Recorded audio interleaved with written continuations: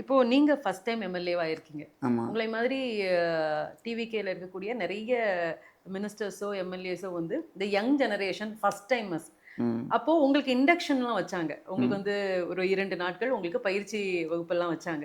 அத ம். நீங்க அட்டெண்ட் பண்ணீங்களா? உங்களுக்கு எந்த அளவுக்கு அது ஹெல்ப்ஃபுல்லா இருந்துச்சு? ஆமா. இப்ப வந்து அது வந்து நமக்கு ஒரு தனிப்பட்ட இதில அது வந்து ஒரு அரசாங்கத்த எப்படி அணுகணும், என்னென்ன திட்டங்கள கொண்டு போணும், அத எப்படி பண்ணணும், மக்களுக்கு எப்படி போய் சேர்க்கணும், எல்லாமே தெளிவா சொன்னாங்க.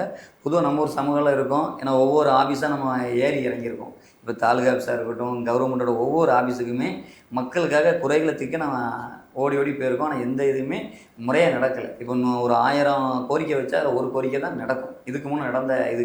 ஆனா இப்ப வந்து அது மாறிட்டு. எல்லாமே உங்களுக்கு தெரியும் தமிழ்நாடே ஒரு மாற்றத்தை நோக்கி போயிட்டுருக்கு.